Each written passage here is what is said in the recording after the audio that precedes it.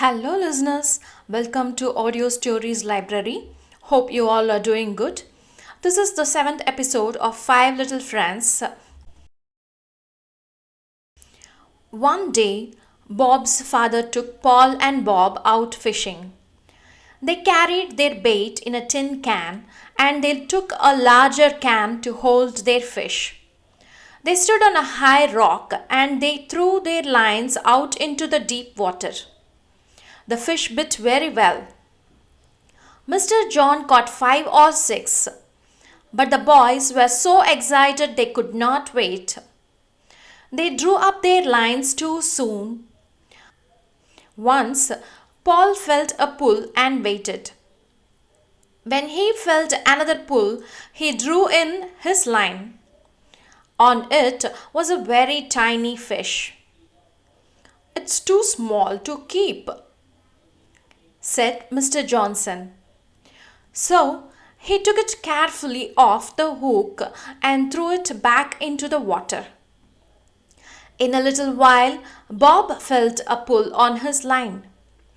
He held it very still and waited. Soon there was another pull, a very strong one.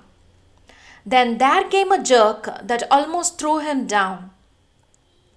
"Now draw in your line," said Mr. Johnson. "Steady, steady."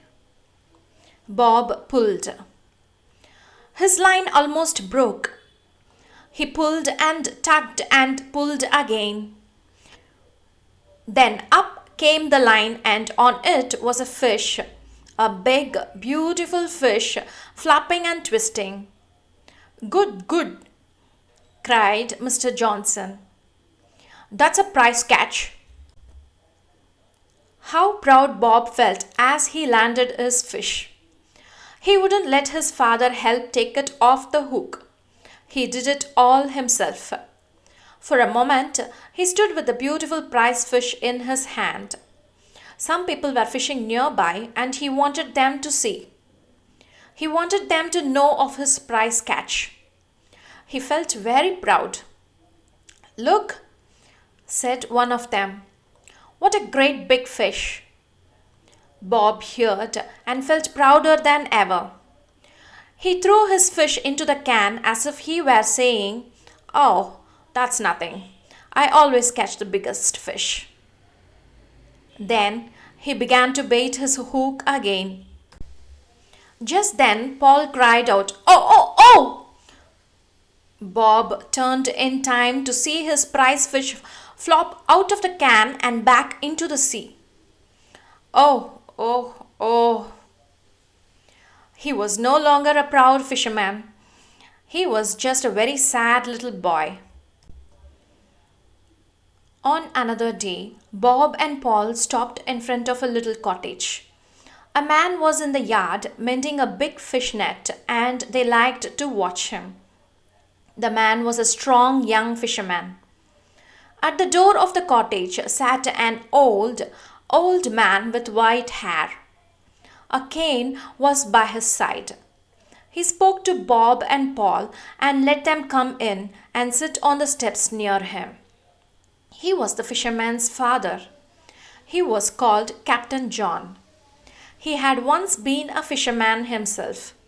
Now he was too old to work, but he knew many stories of the sea.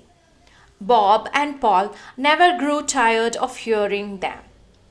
Every day they came to the cottage. Captain John was always there, sitting in the doorway with his cane by his side.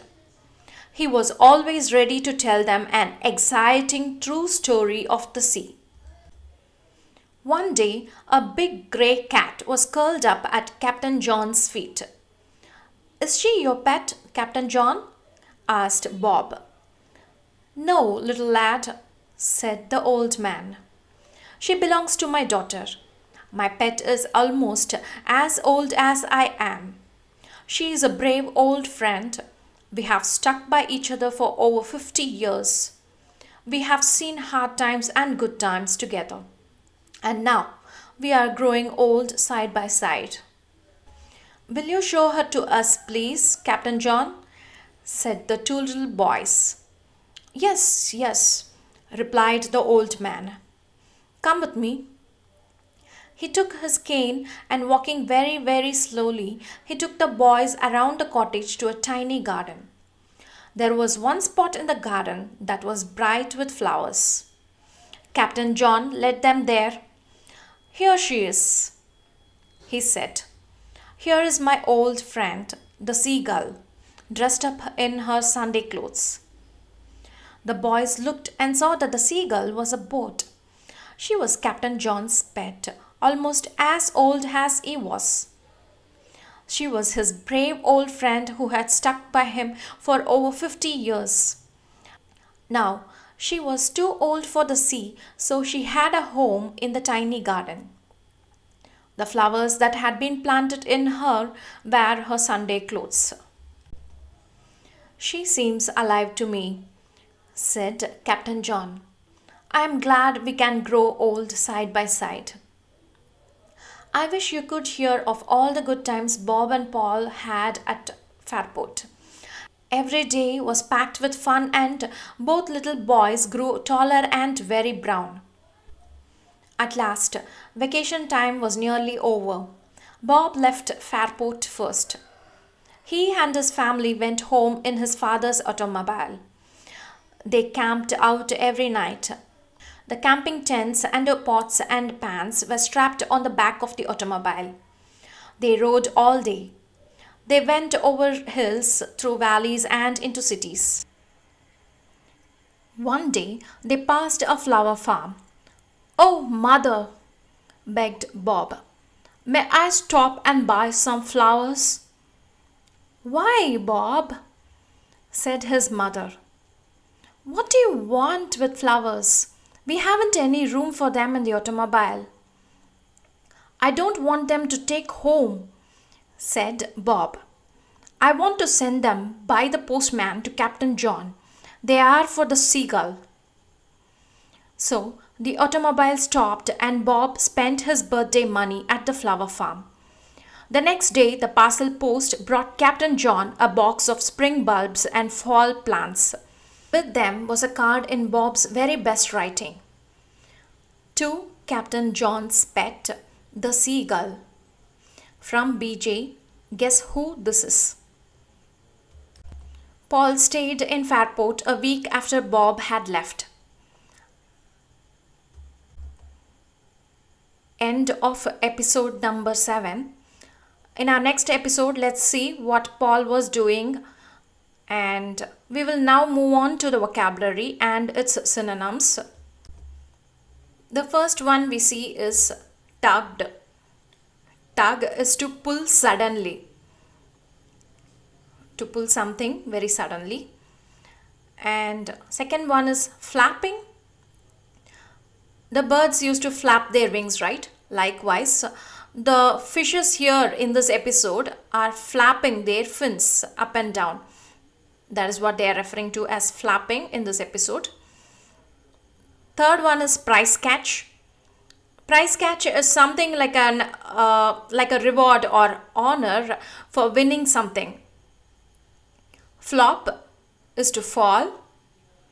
Mending is to repair something by sewing. Here in this episode, the young fisherman in the cottage was mending his net, fishing net. That's what they refer to as mending. Lad. Lad is a boy or a young man. Cane is nothing but a walking stick for assistance while they walk. Seagull. Seagull is a large bird that usually lives near an ocean. Camp is to live in a tent for a while. That's called camping. So that's all for now. Let's catch up in our next episode. Thank you and bye for now.